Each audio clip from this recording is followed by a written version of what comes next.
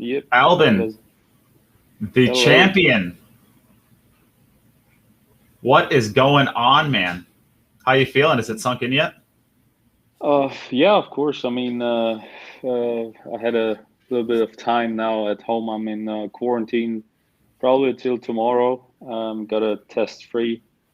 But of course, enjoying the time right now at home, reading all the comments and messages because there were tons of them. And of course, it's always crazy. I mean, if you look at all those comments, what the people write, it's of course nice, and It's a but slippery slope. still no. But at some point, it still gives me goosebumps and let me think back of the final and just enjoy the moment even more if they write me something nice. Yeah, of course. And when you're winning, you hope that they're nice, and when you're losing, you hope they're Yeah, still nice, right? yeah. I mean, out there are many people who just I don't know. They're crazy sometimes, they don't really Yeah. respect anyone on the tour. Doesn't matter what you do, but well, that's how life is, and I think that's the same with every sport. Yeah, I think so too. So if you guys are tuning in, this is going to be a live Facebook interview done with, as you can see, Albin Ouschan right here, the now two-time world champion. And please give this stream a share if you would. Help us get it out there right away before we start this interview officially. But how was travel? I guess you're back in Austria now. You said you're in quarantine. How was all that? Well, it was all good. I think England is like a red zone country right now, so that's why it was a little bit worse to fly back home. We had to go through another country. Normally, we would go directly to Vienna, but Austria canceled all flights incoming and outgoing from Wow. to London and back. So, but it's all fine. We knew already we might have to go into quarantine for a couple of days, like Joshua and P also do right now already in St. Johann at the Eurotour place. But it's okay. I mean, it's my first quarantine. I never had COVID before. It was only the lockdown, so it's nothing special anymore after that year. Yeah. Well, as somebody who has had COVID, try not to get it. It sucks. It is Yeah, I can absolutely imagine. terrible. So I guess let's jump right into the interview. We kind of touched on this a little bit already, but how you feeling? I mean, has it sunk in truly yet that what you did and Yeah, the yeah. ramifications of it? Of course, in the beginning, it's a little bit weird, when you just won the tournament. You give a lot of interviews. You don't really think about it, and then we're going to the room, and you think, what just happened actually? And then you go out to the bar, all the players there, everyone handshake and hug and whatever, and that's where it really becomes, yeah, kind of crazy, but also nice. Of course, it's an awesome feeling to win it for the second time. Yeah, I mean it's sinking already, and I think I need a couple of more days to really get used to that feeling. Well, you have lots of time to reflect since you're in quarantine. So, Yeah, yeah, true. so I guess if you look at the field, it's a lot weaker maybe than it should have been or could have been if we weren't living in a COVID world. There's no players from China, no players from Taiwan. I'm not trying to Mm, take away from your win, but no, no. you know. I think Omar's a little bit of a surprise, maybe to play in the finals. Did what were you kind of thinking going into that match, knowing that you're playing against Omar El Shaheen as opposed to maybe a Yeah, Joshua or I mean, a Fedor or something? to be honest, when I saw the second half of the bracket, I thought it's gonna be like Shane versus Niels, the semifinal. And I think already in the last 32, I think I said it's gonna be Shane in the final. Yeah, he was playing real But strong. it turned out crazy in the second half. I mean, I think no one had Oliver on the screen. No one had Omar on the screen.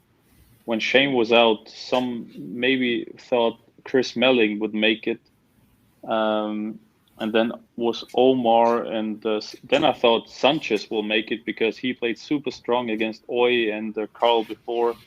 So it was surprise after surprise in the second half of the bracket, and it was crazy. I mean, to play Omar in the final, I would have never thought of, but I think he did a really really good job in the final.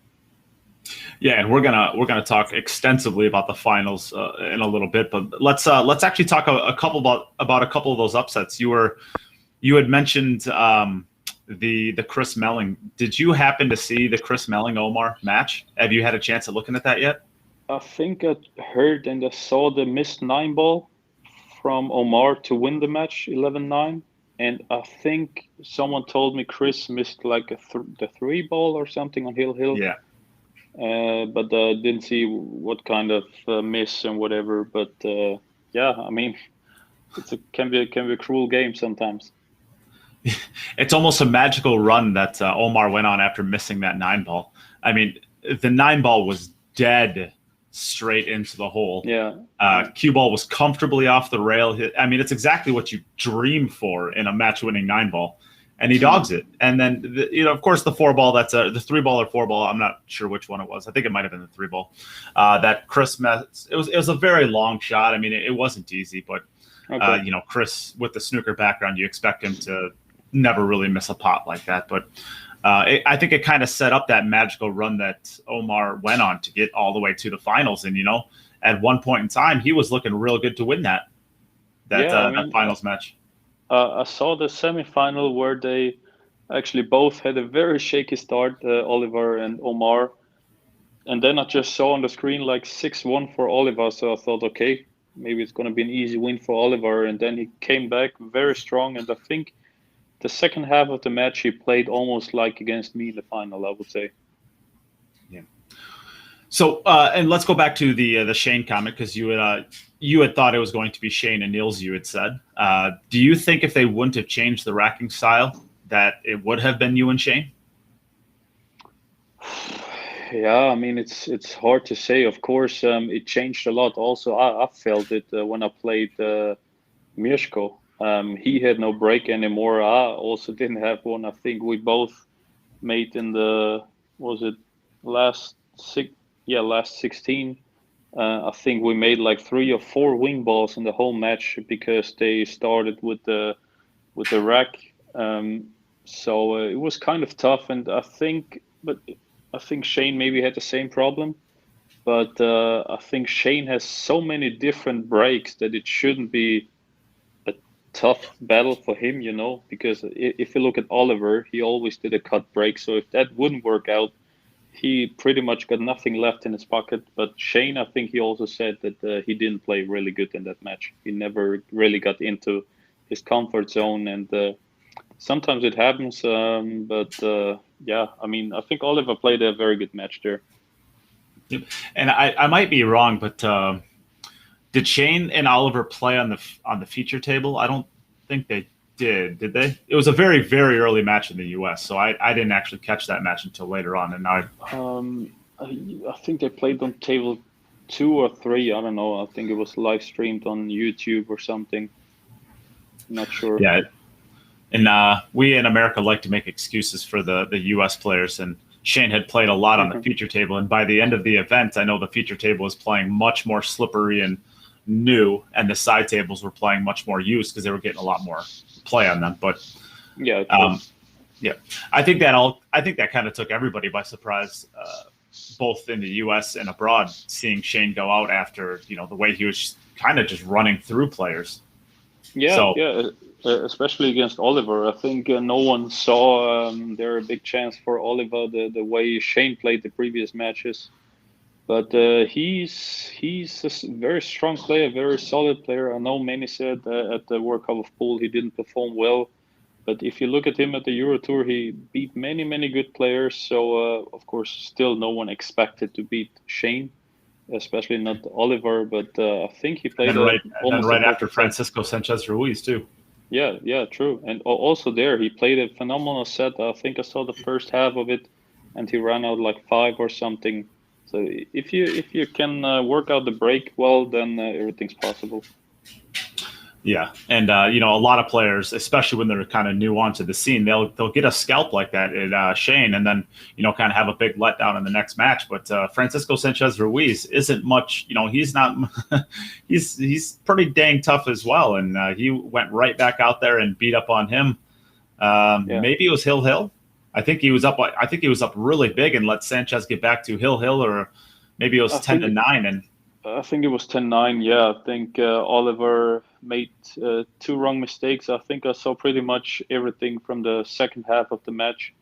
Oliver played phenomenal pool until he was on the hill or something, and then it was Sanchez. He was on a run. He made like 3-4 pack or whatever. Came back really strong, but in the end, I think he missed a 4-ball or something, and that cost him the match. Yeah. So. At this point, I want to go into, I have a couple of pictures here, and I want to throw them up on screen, and I want you to just take me through your thought process, what you were feeling, and what got you into this this feeling. So if you're okay with that, we can do that right now. Yeah, sure. All right, so here's the easy one. Let's start off with this one right here.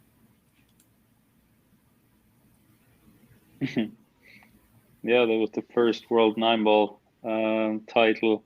That was incredible. Against Shane in the final. I remember, yeah, it was crazy because when the tournament started, I actually didn't feel that good, and I beat some good players. Jason in the quarters, I think Alex in the semifinal, Pegalion, and Shane in the final. Shane made some strange errors, I would say, and well, I played very solid, and I was not really nervous. I remember it was like because I already got to my goal. You know, my goal was already like, okay, maybe semifinal or quarterfinal. So when I already achieved my goal, I'm feeling not really nervous anymore, and that's a really good and strong part in my game, I would say. So now we got to ask the controversial question. So back in the Moscone Cup, I think it was the pre-match interview, you were asked the question, what do you think is lacking on Team USA? And can you tell us what your response was? I said they don't have a world champion. Yeah. Which is an absolute hilarious line. And I think a lot of people kind of took that as like a little bit of a dig right at Shane, right? Because I would say Shane and Sky are probably the only players that are really on that world class, you know, being able to win a world title. Can you take us through kind of that shot and what you were kind of meaning by that? Well, it was the first time. It was the first thing that came to my mind. Actually, I didn't know, and when it came to my mind, I thought, okay, that actually suits perfect, and I think it's a little bit hilarious, and it's a little bit of a shit talk, and oh yeah, it's so I think perfectly it was pretty much perfect and on the point. Yeah, I think that was a lot of fun. I mean, I was a part of that interview. I was in the background, of course, waiting until the press was in there, and I'm glad that we didn't ask questions anytime soon because I was laughing so hard. I was laughing for about 5 minutes. And of course, everybody loves Shane, and I'm sure. I think they were a little bit stunned after I said it, but well, it is what it is. It was fun. It was a whole lot of fun. All right, so let's pull up a new picture now. Tell us what's going through your mind on this picture right now.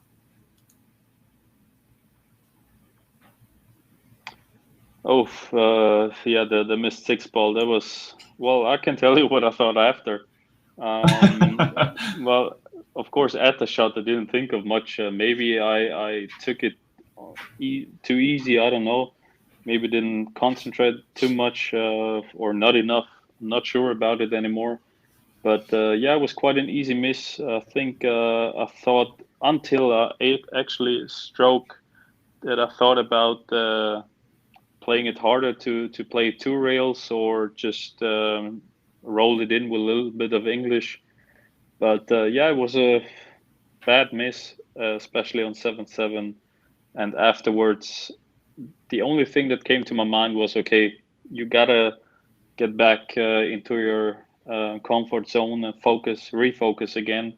So I don't know if you saw it or others saw it, that actually after that miss, I looked right on the floor. Well, hold on. Like, Here, let's look at because here's the next picture I yeah, have in line. So tell it. So yeah, this is the picture right here that I want you to talk about yeah, next. and that And I was, think this is exactly where we're going. and that's actually, I think, the next rack. It is, So yes. I think I looked straight down on the floor for like, I don't know, 3 to 5 minutes. I think I just saw his break on 8-7, and then I looked back down on the floor and tried to focus. And I think there was also a timeout maybe after. So, and when he made the 9-7, I just said to myself, okay, Omar, you're on 9, but that was your last rack. And I think from that point on, he didn't make a ball anymore. Yeah, you ended up winning the match 13-9. So Yeah. I think he had gotten to the table. And so before we go on with any more of the pictures, I want you to take us through, because I think that's an interesting lead into what I wanted to talk about a little bit later, but I'm going to move it up.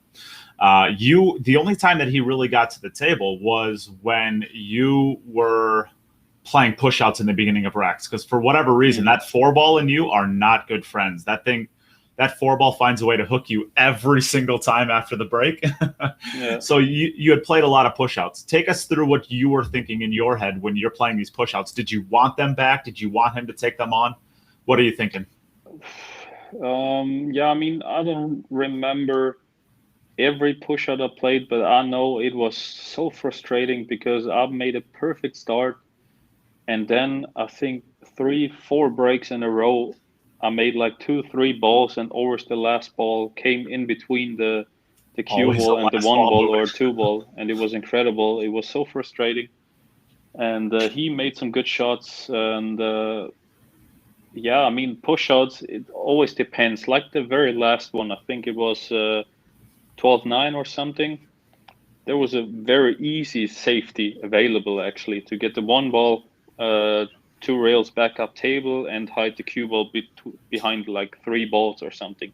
And when he looked at the 1 ball to make it, I thought, wow, please feel free to go for it. Really, I just hope to go for it, because it's like a 5 to 10% chance to make it and get position for a 2 ball. So, and that was a very strange decision by Omar, to be honest. But I gotta take it. I was happy about it because I had a shot on the 1 ball and ran out the rack. But push outs in general, it's always different. You got to look at the rack. Is everything open? Can you play safety, or you want to go for it? Or sometimes I like to just get the 2 balls frozen together on the rail or whatever. So it always depends. Yeah, and I think, and I don't know this. I think I'm going to bring on Omar to talk as well at some point in time in the near future, hopefully. But my guess is he took that on because he gave the previous push out back to you, and he was punished for it. So I think he kind of felt like, well, I can't do it. I can't give this guy another opportunity. I need to find a way to pop this ball and run the set, because at that point in time, you looked like you were so strong that that's just my guess. I have no clue. No, could be, of course, but still, it was an incredible tough shot, and like I said, I would have never ever played it. But yeah, I mean, he's, I think, a little bit more of an aggressive player, and not really defensive. But if he would have made it, I would have thought, wow, what's going on now? So yeah, it was a good feeling when I missed it, when he missed it. But that's cool. Yep. All right, so let's go on to the next picture I have. So here is the next one. Take us through your mindset here.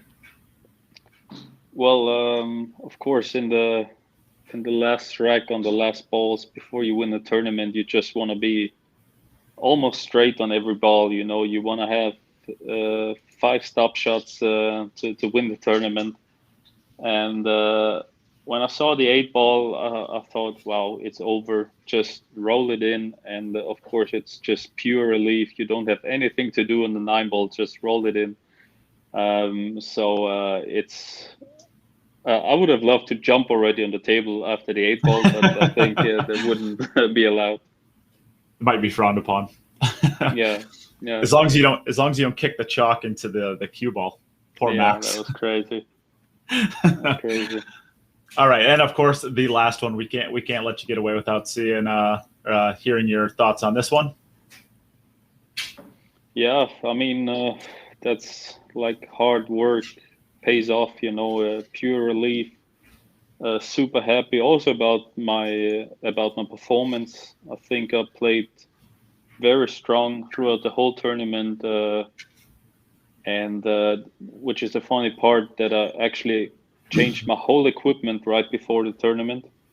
But that scream is just pure relief, and it was I had so many intense matches like Torsten, Fortunsky, Omar, where actually until like 7-7, 8-8, you never knew who was going to win that match. So I had to work really, really hard to win the tournament. So it was just pure happiness. Yeah, I think that's the great answer. All right, there's been a couple of good questions that have come in from the fans out there, so let's get those asked quickly. Oh, this is a perfect one from Lil Chris. What's next for you after becoming the VG10 champion and now a 2-time world champion? I know the VG10 meant a lot more to you than the world title, so maybe you can talk about how much you appreciate those. No, of course, it was a great tournament. I really liked it. It was something special, I would say. We all had to do something in lockdowns and whatever, and COVID times.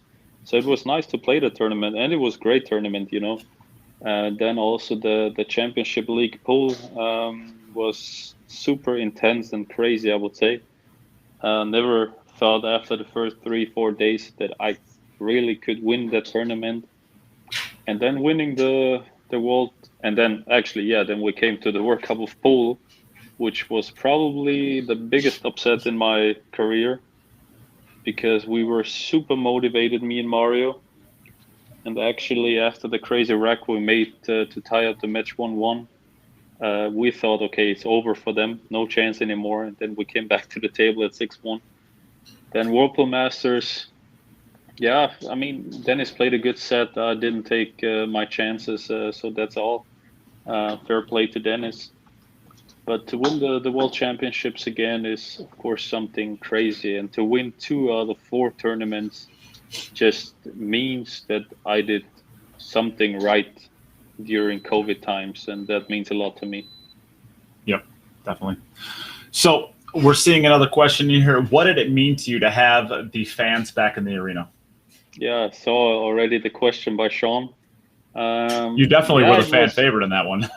yeah. Sean was also there watching, I remember.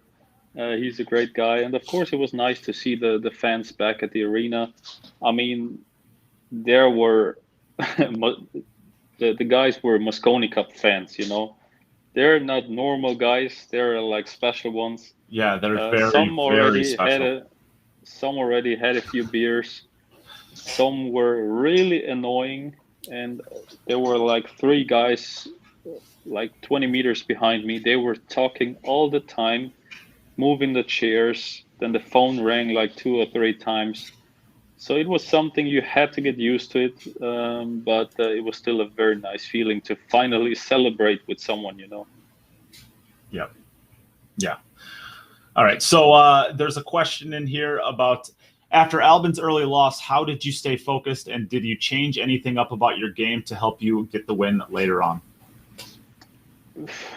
If the loss would have been different, if I would have played a horrible match, then of course I would have changed something. But I think in the beginning I made a bad decision, and I got punished for it with 8 racks. So and then I actually came back. Of course, I still didn't take every chance, but I played a good set from that point on. And the miss on the 6th ball, I think, I mean, one day I miss it, the next day I would make it. So I think there was not really much I should have thought of to change. I was just looking already forward to the next match for the losers qualification, and I played a very good set there. And then I'm going to change this question a little bit by Morgan Lupton. But basically, are you going to be playing in the new Predator Tour in the U.S., or are you going to stick more to the European tournaments? Yeah, well, if it's before another tournament or like a U.S. International or U.S. Open or whatever, then of course I would stay there and play the tournament. Or if there are like 2, 3, 4 tournaments in a row, then I will also stay there. But just to fly there to play the Predator event, I don't think that will happen. Got you. All right. So then I guess we'll ask this question, which you had mentioned that you had changed your equipment. What exactly did you change in your equipment the last, or I guess right before the event? Yeah, the Whirlpool Masters, we had a little discussion about the cue and the weight and everything, and the shafts, also the carbon shafts. And someone made a very good point about the weight and to get more speed into the cue ball. And that was actually where it made click in my head. And I said, okay, I think that's something I'm missing many times if I'm not feeling comfortable. So I actually got back home. I didn't change the butt yet. I had the new Pantera already at home. I didn't change. So then I thought, okay, just give it a try. I put the new butt on. I took the new 12.4 carbon, and I put some weight in because normally I always played with like 17 or 17 and a half ounces, which is very light. So now I'm on 18.3. Got you. All right. So thank you everybody who asked those questions. And if you want to get more in, we'll do some more fan questions in a little bit. But we're going to switch back to my questions now, which you are now a 2-time world champion. What do you think that does for your career as a whole? You're still very young. You're 30 years old, turning 31, I think, in a couple of months, if I'm not mistaken. Where do you think your career is at right now in the pantheon of players that are out there? Well, I mean, those things I don't really think about where my career is heading now or where I see myself right now. Because we all know 9-ball, it can go so fast that you win or lose a match. Of course, I'm feeling great right now, but I could, I don't know, play 2 and I'm out at the US Open or whatever. So it doesn't really give you anything extra, like extra life or whatever. It's still the same game. And of course, I think I'm in a really good shape right now. I'm feeling awesome. Of course, maybe it gives me some extra strength, at the table, more confidence. But I still didn't win the US Open or the International Open, or Whirlpool Masters. So still many goals ahead in my career, and I'm looking forward to hopefully win it. Yeah, and I think you touched on something that you're in good shape right now as far as your game. And if you look at this year, just this year, I mean, there's nobody in the world who's accomplished what you have so far. You've won the championship, the championship league pool, and now you've won the world the world pool championships. I guess going through what you've won this year and what you've won in your career, what is one thing that you're most proud of? And what is the next event that if you could just win tomorrow, that would be the one that you'd want to have? You mean most proud of in my whole career? Yep, so far. Wow, good question. To be honest, I think, could be Championship League, to be honest, because I went through every stage of emotions. I was frustrated like hell, on the second and third day. I was totally down. I had like zero confidence. I didn't sleep well. So I think the way I came back into the tournament and the way I won it in the end was something special to me. And I think I also learned a lot about myself, that I should just try to swallow losses and flukes and whatever faster down, not to stick with it like for minutes because it doesn't really help you. So I think I learned a lot there, and that helped me to grow, I think, and get the strength out of it. There could be Hollywood movies written about the journey that you went on at that event. You start out the day one, you lose in the finals to I want to say Kachi. I think Kachi made the first day's finals. Chris. Chris Melling. Sorry. Yep. Yeah, you lost to Chris Melling. And then, you come out day two firing again. And then days basically 3 through 5. I mean, you were one away from getting eliminated one of those days. And it just looked like you couldn't buy a roll. You couldn't find your gear. And next thing you know, you're coming into the final day.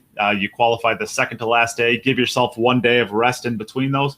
And then you just come out and just fire through the field on that last day. I mean, that's a pretty good rite of passage story. Yeah, it was a very, very special moment and very special tournament. But it was an awesome achievement, and it was crazy. And I actually needed like 1 week of recovery after the tournament when I got back home. It was incredible. Yeah, it was a down. What was it? They said you ended up playing 65 matches or 52. 52 matches. That's woof. Yeah. That's a lot of pool. Yeah, it's a race to 5, but that adds up fast.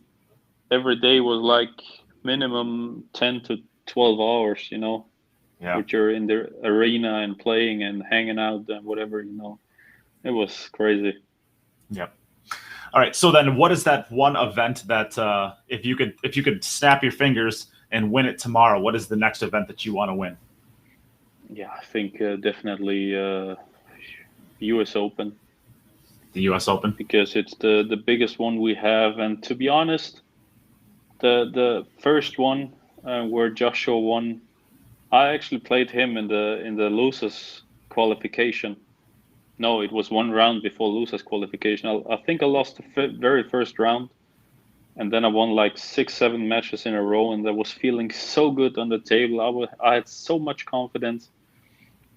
I think I was down like 5-1 to Joshua, and then I made like 8 racks or something. I was up 9-5.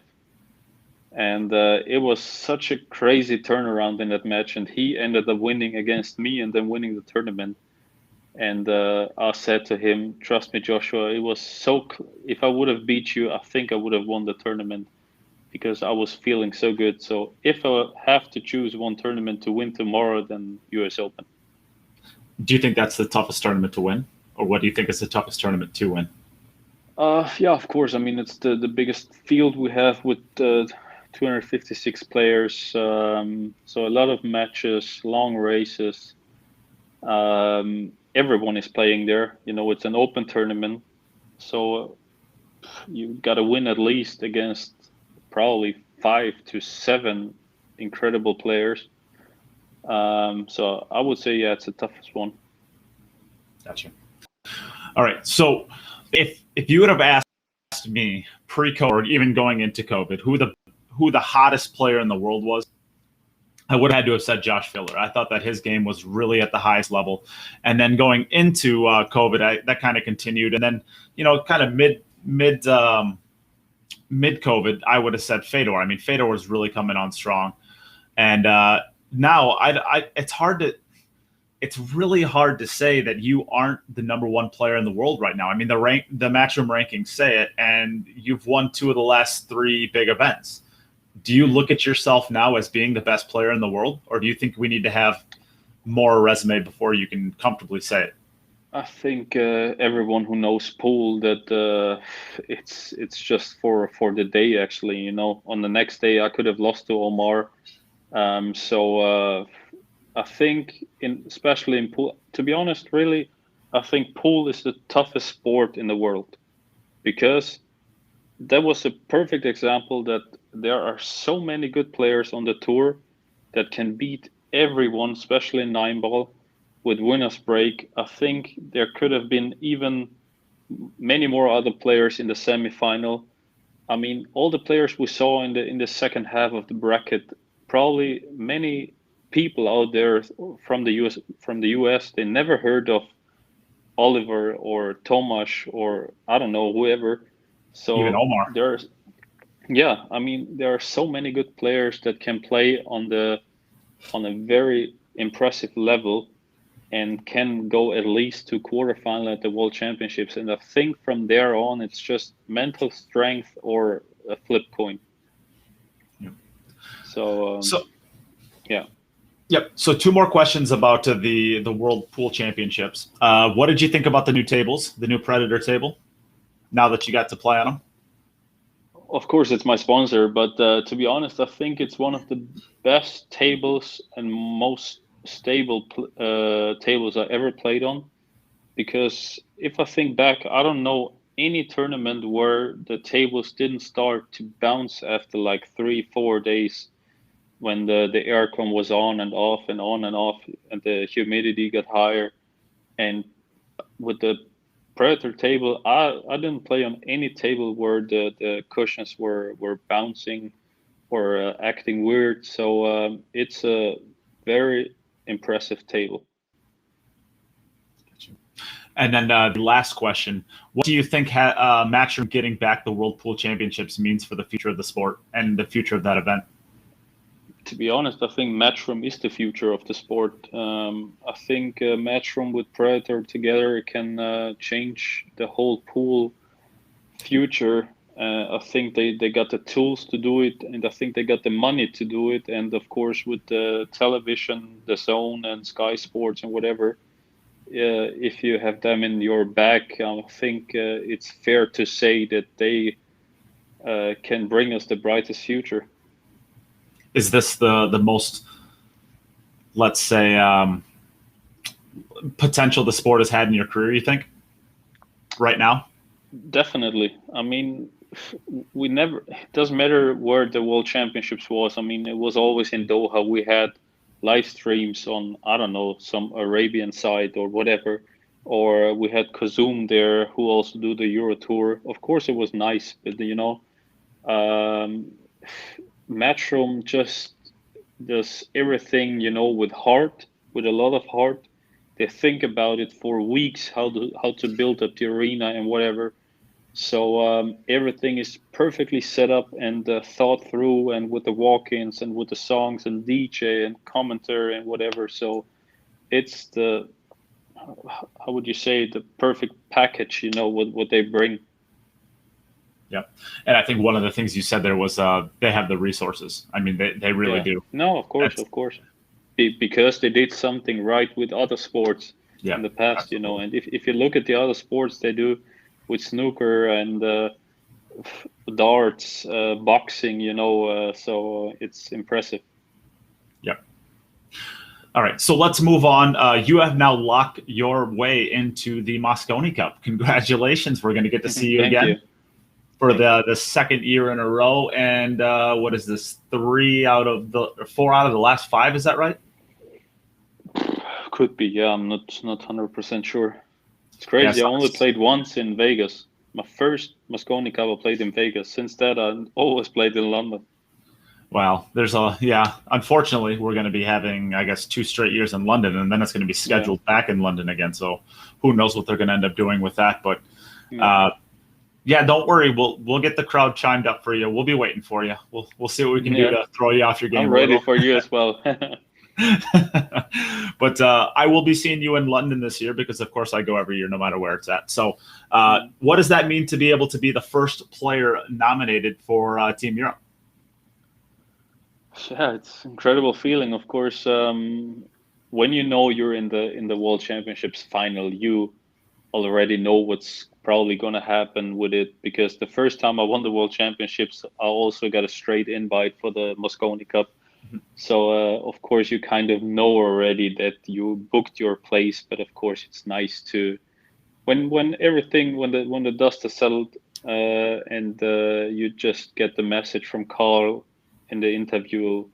It's just awesome feeling, when all that things come together, that you just won the World Championships, you're number 1, you get invitation for Moscone Cup. It's just crazy, hard to believe. Yep. So let's put you on the spot here. Who are 3 teammates. I won't make you do all 5, but who are 3 teammates you want to see representing with you? Well, I think, I mean, Jason, MVP. I think he played the best of both teams last year. He played his heart out, played crazy good matches, and then I always have to pick Joshua. Joshua, I think, has the best average game. If you know what I mean, his lowest game is so high, it's incredible. So, and then, I mean, of course, you got some candidates. You got always like Kachi. You got Fedor. You got Alex after he won the Whirlpool Masters in a very impressive way. You got David Niels. So those are the usual suspects, I would say. I think there's also maybe a chance for Max. To be honest, he did really good at the World Championships. I think in the end it was only the nerves that kicked a little bit too much in. So if he does good at the U.S. Open, who knows what's going to happen? Yep. Do you think you kind of mentioned Alex there? Alex is Alex was always my favorite player. And I just don't know why. I just always love the way that he addresses the table. Do you think that getting the win at that Whirlpool Masters is going to kind of get that monkey off his back? Because if you really look at his career up until that point, I mean, it was kind of, he gets to the biggest moments, but then he loses. And it's not always because he plays bad. It's just, sometimes he just gets into that moment. He just finds unique ways to lose the balls. Like, when you're removing the Magic Rack at the Euro Tour and moves 2 balls when he's about to shoot on, the 9 ball on he finds unique ways to lose. Do you think that this is going to get that monkey off his back and he's going to be just an absolute monster going forward? Yeah, well, of course, I hope so for him because he's a super talented player. And I think he could have been already world champion and 2-time Whirlpool Masters champion if he would have better control of his nerves sometimes, because like at World Championships he lost to Joshua and he told me he was shaking like hell and made a very bad mistake on Hill Hill. We saw the same at the Whirlpool Masters when he lost. So it's even more impressive that he came back in that way. Because he wasn't playing well at the Whirlpool Masters, but the final he just played flawless, But I mean, you cannot really compare Whirlpool Masters with Moscone Cup, especially with the fans back, And he was playing okay. He did some mistakes. We all do mistakes at Moscone Cup because it's a lot of intensity. It's crazy tough sometimes, and when you're not feeling well, it's even tougher. So I think it was all about when he was playing. I think we actually made the wrong order of play because he played the very last match against Shane, and that was too much for him, and I think it would have been too much for many players. Yeah. So I agree with that. I think he's 100% ready to play it again and show everyone what he's actually capable of doing. Yeah. So I think what you said there is you kind of hold your nerve. And I think there's been a couple more good fan questions that we're going to kind of tweak this one a little bit. And basically, I guess the point of this one is mostly how do you keep your nerves? Because I think when we watch you play, I think one thing that you can kind of see is you're always focused. You're always incredibly, ready for the moment. How do you get like that? Especially with maybe at a little bit of it earlier in your career, you struggled with that maybe. Yeah.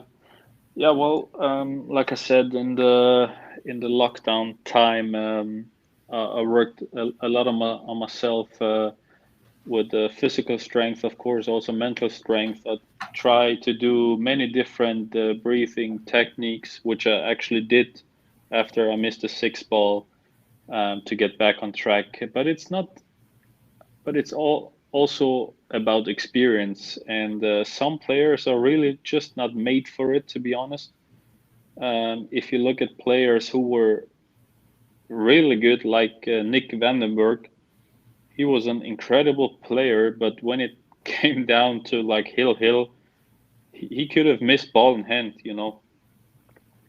because Yeah. no, and he actually did at the Moscone Cup. I think he missed ball in hand.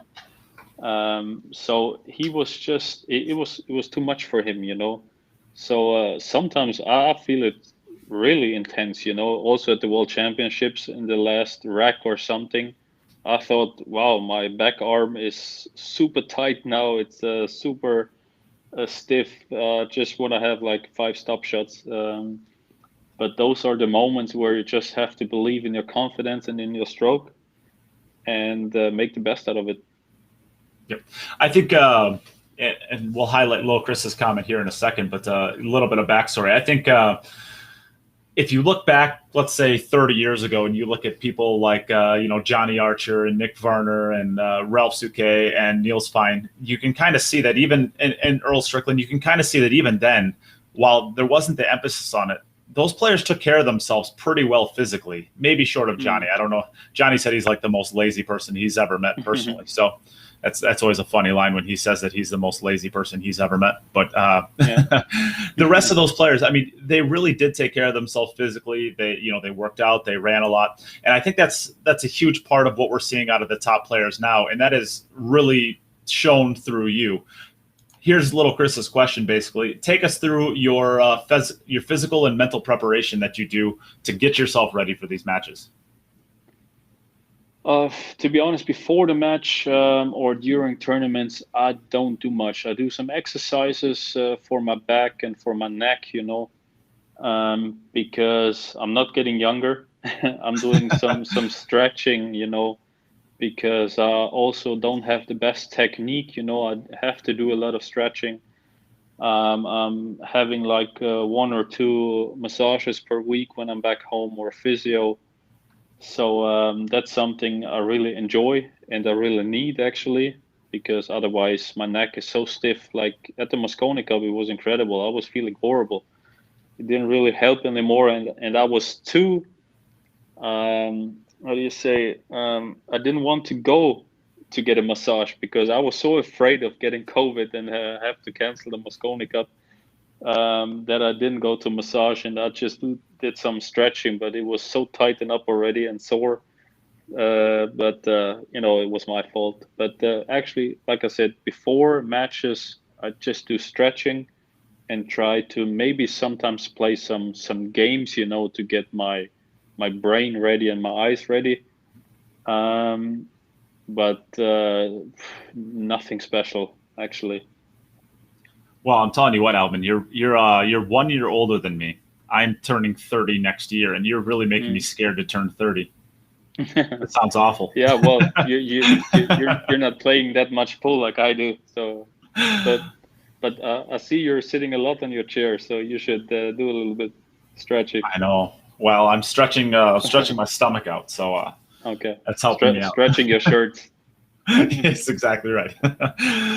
All right, so one more question here. I guess I watched actually the entire match between Jeff DeLuna and your sister. Were you able to watch that match? I think I saw the start a little bit, because I think I had to play like 1 or 2 hours later. I think I saw the start until the middle of the match. I watched. Well, that would have been a really good time to 5-1 watch. Or something. And then she just started. I mean, she couldn't find it. I mean, she was missing easy positionings, easy pots, and then it gets back. I want to say 5-5, and she's just like, "All right, this is done. I'm running out from everywhere again now."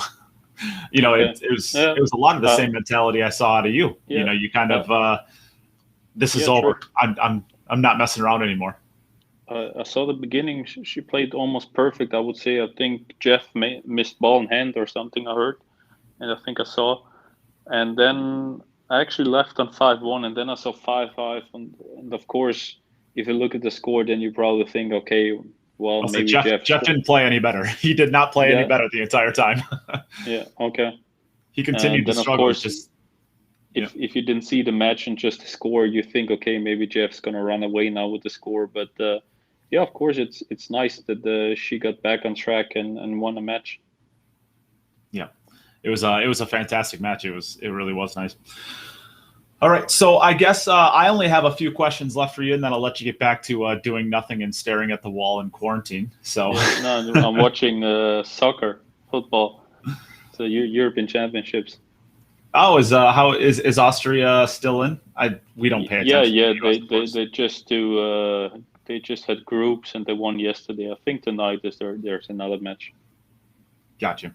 And I saw that Scotland lost to England. Was that this morning as well? Or was that No, yesterday? England won against Croatia and Scotland lost just to. I actually just watched it. Who did they lose to? Czech Republic, I Oh think. yeah, maybe that was it. I just know that I got happy because Jim's team lost, and now I get to giggle at him. All right, so let's talk about a little bit more about your career as far as going forward. Do you think now that you're a two-time world champion, I mean, you're joining a very, very exclusive, we'll say, group of players. Do you think that with the resume that you've built so far, with the track record you have in the Moscone Cup, as well as being a two-time champion and all of the other smaller wins that you've had, that you are now kind of in that category of all-time players where you can't really make a list of the best players without you being on it? Or do you still think you have work to do there? Of course, I think I would count me into that group, but it was a funny story about that because I came to the bar where there was Ralph, Max, and Kareem from Predator, and some other players, and I asked, I think Ralph, because I just wanted to know how many players won already two or more world championship titles, because I hoped for like answer like two or three, and then Yeah, he said like six and or something, and I was like, okay, so it's nothing special. Thank you. well, I Uh, would still say that's pretty good. I, I actually didn't know that Earl won like four. Yeah, I think Earl won multiple. I would guess Johnny did. I have to Yeah, assume that Niels, no, Ralph, Neil's only won one actually against me. That was his first one. yep. I would Torsten won guess twice. Mika won twice. Yeah, And I would guess that Ralph had to have won twice, maybe. I think so. Yeah, Yeah. So that, I mean, is that six or is that five? yeah, something like that. I think he said six. Not sure. Woohoo! I'm a billiard historian. Awesome. No, of course it's nice to see myself in that group, but it doesn't give me anything special. It just changes my profile, I would say, in the future, that I might be in the Hall of Fame or whatever. So that's more something I'm looking forward to. Yeah, I think that's yeah, I think you're building yourself a nice resume pretty quickly towards that. I think there's still maybe a little bit of work to do, but I think you're right on the line of a lot of the greatest Europeans that have came out over the last, let's say, 20 years, and Niels and Ralph and even Thorsten and Mika. I think you're right on, and Darren. I think you're right on that track right now. Of course, you're like we said earlier, you're still young. You're 30 years old. You still have, what do you think? Maybe another 8 to 10 years of absolute prime left. Yeah, probably. Yeah. Probably. Yeah. So I guess what is actually on your radar as far as the next events coming up? I know there is a Euro Tour in Austria. I have to assume that's pretty close to you. Is that the next thing on your radar now? Yeah, I'm leaving on Wednesday. I'm not sure if I can get any practice in before the tournament, because it's again with 9 on the spot, and I think the last time I broke 9 on the spot was like, I have no clue, like almost a year ago. Every tournament was 1 on the spot, so I didn't really take care of it or pay attention to it to practice it. But it's more, I wouldn't say take it easy. There I still want to do good there, and but it really doesn't matter to me if I get 3rd or 9th or whatever. I just want to enjoy the time there, because there was not really time for a little party and celebrating the win. and I don't want to be stuck at home. There's a nice hotel. They got a swimming pool and everything. So I just want to enjoy the time there with friends, family, and play a little bit of pool. Yep. And I have to assume that you're not the only person in that boat. I think what the International Open and then the Euro Tour are like the two big events or series of events that use the 9 on the spot. I think that's mostly it, at least from my ignorant American viewpoint. I have to assume that nobody's been playing it, so that's at least helpful. Yeah, of course. I mean, some players had some practice at home already, but it's a full field. It's gonna be funny how many good players are gonna be there, because actually many countries have to quarantine if they come to Austria. And actually, everyone who was at the World Championships has to quarantine when they come to Austria for the Euro Tour. So it's going to be kind of strange. I think some will have some problems when they come into the country, but that's their problem, not mine. Yep, right. Yeah. The joys of being from Austria. Well, I think there's enough talent just in Austria for such a pretty small country that you're still going to be grinding if you want to win this thing. No, of course. I'm trying everything I can, but like I said, I mean, 9-ball can go so fast. We all know it. We all saw it. Sometimes 10 minutes can turn the match and you lost it. So. It's always tough to play 9-ball. Doesn't really matter. Yeah. Well, I guess that's pretty much all the questions I have. If anybody else has one out there in the comments, feel free to get it in quickly. Except for Jim, you don't get to ask any questions. You're not worthy. But I guess let's give you a couple seconds here to plug your sponsors that have made your career able to, or at least help you with your career as far as getting you to the point where you're at. Yeah, well, of course, Predator Qs, they just know what's good. They invest too much into pool, and I'm so thankful that I'm being part of this team. They gave me the special case. They gave me many, or they gave I thought I was actually getting one of those cases. By the way, did it get lost in the mail? I thought it was. Oh yeah. I'm sorry. Yeah, probably got lost. It must have. Yeah. Then of course they're bringing up so many good tournaments, and their relationship with Matchroom and how they build up tournaments together is just awesome. And I think it's the best for the sport, and I think it's the future of the sport. Gotcha. Is Predator the only sponsor you have? Well, actually, no. I mean, there are some Austrian companies who sponsor me, but it doesn't really matter in here. I think. Well, I was thinking about if you look at a lot of the players, I mean, if you look at all the patches Shane has on his chest, he's sponsored by 19 different countries. Where the heck is all the corporate money? Give Albin some money, people. What's going on here? Yeah. I mean, I think Shane won so many tournaments, and I think he won the right tournaments, and I think he's the biggest player in the US. He has many more followers than anyone else, I think, in Europe, because US is such a big country and you have so many amateur players who follow him. So I think it's just better for the companies if they take him instead of a European player who got 5,000 to 10,000 followers. Yeah, well, come on, Albin, get those followers up so everybody can start giving you all their money. Yeah. Please. Jim wants to know who your other 4 players in the Moscone is. We already talked about this earlier, but if you want to. Yeah, I mean, you're not in, Jim, if you want to know that. Well, everybody knows that already. Like I said, I mean, the usual suspects, I think we know them already. I think Kazakis, of course, has a very big chance. For Moscone Cup, then Jason as MVP. Joshua is always there when he has to be.